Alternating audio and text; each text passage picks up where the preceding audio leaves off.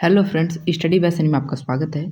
आज हम भारत के प्राकृतिक वनस्पतियों का अभ्यास करेंगे, जिसमें हमारा प्रश्न है, देश के सर्वाधिक क्षेत्रफल पर किस प्रकार के वन पाए जाते हैं। दोस्तों, आर्द्र मानसूनी वन, उष्णार्द्र पतझड़ वन, पर्वतीय वन और दोस्तों उष्णार्द्र सदाबहार वन। दोस्तों, देश के सर्वाधिक क्षेत्रफल पर किस प्रकार के वन पाए जाते हैं। दोस्तों, उष्णार्द्र पतझड़ वन पाए जाते हैं, इसलिए हमारा ऑप्शन नंबर 20 का करेक्ट आंसर हो जाएगा। दोस्तों, हमारा अगला प्रश्न है, देश के 100 से 200 सेमी औसत वार्षिक वर्षा वाले भागों में किस प्रकार की वनस्पति पाई जाती है।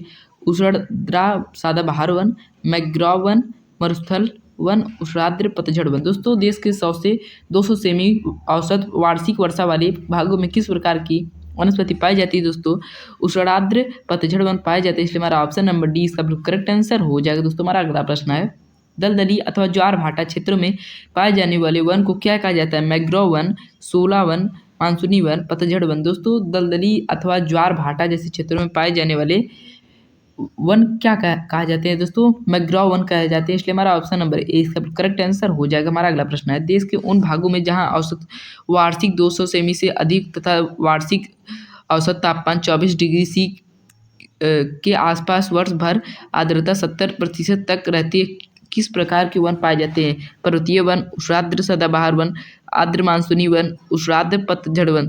तो दोस्तों, देश के उन भागों में जहां वार्षिक 200 सेमी से अधिक तथा वार्षिक और औसत तापमान 24 डिग्री सी के आसपास वर्ष भर आर्द्रता 70% तक रहती है, किस प्रकार के वन पाए जाते हैं। दोस्तों, उष्णार्द्र सदाबहार वन पाए जाते हैं। हमारा ऑप्शन नंबर 20 का भी करेक्ट आंसर हो जाएगा। हमारा अगला प्रश्न है, 50 सेमी से कम औसत वार्षिक वाले क्षेत्रों में सामान्यतः किस प्रकार के वन पाए जाते हैं। उष्णार्द्र मानसूनी वन, उष्णार्द्र पतझड़ वन, आर्द्र मानसूनी वन, मरुस्थलीय वन। दोस्तों, 50 सेमी से कम औसत वार्षिक वाले क्षेत्रों में सामान्यतः किस प्रकार के वन पाए जाते हैं। दोस्तों, तो यहाँ पर कैसे वन पाए जाते हैं, तो मरुस्थलीय वन पाए जाते हैं। हमारा ऑप्शन नंबर डी इसका करेक्ट आंसर हो जाएगा। हमारा अगला प्रश्न है, उष्णकटिबंधीय आर्द्र सदाबहार वन पाए जाते हैं अरावली पर्वतमाला पर, शिलांग पठार पर, शिवालिक श्रेणी पर, प्रायद्वीपीय पठार पर। दोस्तों, उष्ण कटिबंधीय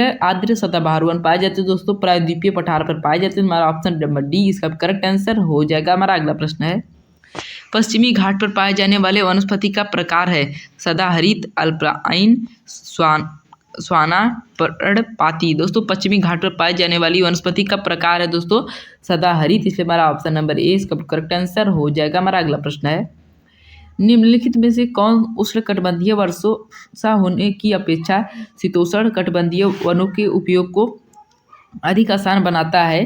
नीचे दिए हुए कूटों से सही उत्तर चुनिए। बाजार से निकटता, अधिक मुलायम लकड़ी और तीसरा अधिक लंबे वृक्ष, चौथा समरूपता।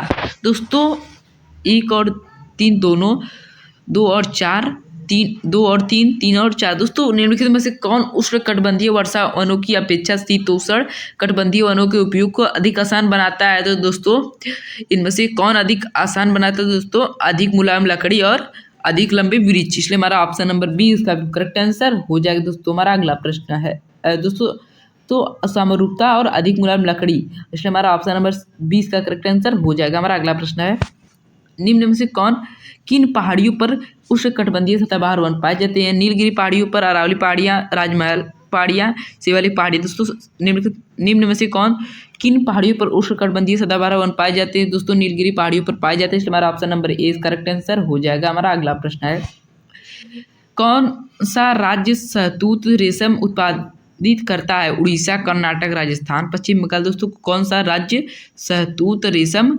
उत्पादित करता है। दोस्तों, कर्नाटक शहतूत रेशम उत्पादित करता है, इसलिए हमारा ऑप्शन नंबर 20 करेक्ट आंसर हो जाएगा। हमारा अगला प्रश्न है, दोस्तों हमारा प्रश्न है, भारत में चंदन की लकड़ी के लिए प्रसिद्ध राज्य कर्नाटक, केरल, पश्चिम बंगाल, असम। दोस्तों, भारत में चंदन की लकड़ी के लिए प्रसिद्ध राज्य कर्नाटक है, इसलिए हमारा ऑप्शन नंबर ए कर्नाटक इसका करेक्ट आंसर हो जाएगा। दोस्तों, हमारा अगला प्रश्न है, भारत में मैंग्रोव वनस्पति का सर्वाधिक विस्तार किस राज्य में पाया जाता है। गोवा, पश्चिम बंगाल, राजस्थान, हरियाणा। दोस्तों, भारत में मैंग्रोव वनस्पति का सर्वाधिक विस्तार पाया जाता है दोस्तों पश्चिम बंगाल में पाया जाता है, इसलिए हमारा ऑप्शन नंबर 20 का करेक्ट आंसर पश्चिम बंगाल हो जाएगा। हमारा अगला प्रश्न है, भारत में चंदन की लकड़ी के वन सबसे अधिक कहाँ पाए जाते हैं? नीलगिरी की पहाड़ियों में, सतपुड़ा की पहाड़ियों में, शिवालिक पहाड़ियों में, असम की पहाड़ियों में।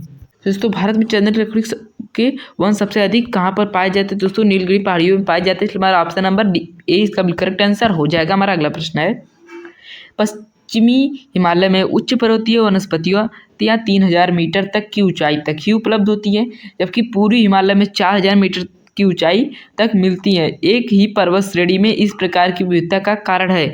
पूर्वी हिमालय का पश्चिमी हिमालय से अधिक ऊंचा होना, पूर्वी हिमालय का भूमध्य रेखा और समुद्री तल से अधिक पश्चिमी हिमालय की अपेक्षा अधिक निकट होना, और पूर्वी हिमालय में पश्चिमी हिमालय की अपेक्षा अधिक मानसूनी वर्षा होना, पूर्वी हिमालय की चट्टानों का पश्चिमी हिमालय चट्टानों से अधिक उर्वर होना। दोस्तों पश्चिमी हिमालय में उच्च पर्वतीय वनस्पतियाँ 3000 मीटर तक की ऊंचाई तक ही उपलब्ध होती हैं, जबकि पूर्वी हिमालय में 4000 मीटर की ऊंचाई तक मिलती है। एक ही पर्वत श्रेणी में इस प्रकार की विविधता का कारण है दोस्तों पूर्वी हिमालय का भूमध्य रेखा और समुद्री तल से पश्चिमी हिमालय की अपेक्षा अधिक निकट होना। इसलिए हमारा ऑप्शन नंबर 20 का करेक्ट आंसर हो जाएगा। हमारा अगला प्रश्न है, शांत घाटी अवस्थित है केरल, उत्तराखंड, तमिलनाडु, कर्नाटक। दोस्तों शांत घाटी कहाँ पर स्थित है? दोस्तों ये केरल में स्थित है। इसलिए हमारा ऑप्शन नंबर 1 केरल इसका करेक्ट आंसर हो जाएगा। हमारा अगला प्रश्न है, फूलों की घाटी स्थित है केरल, जम्मू कश्मीर, उत्तराखंड, हिमाचल प्रदेश।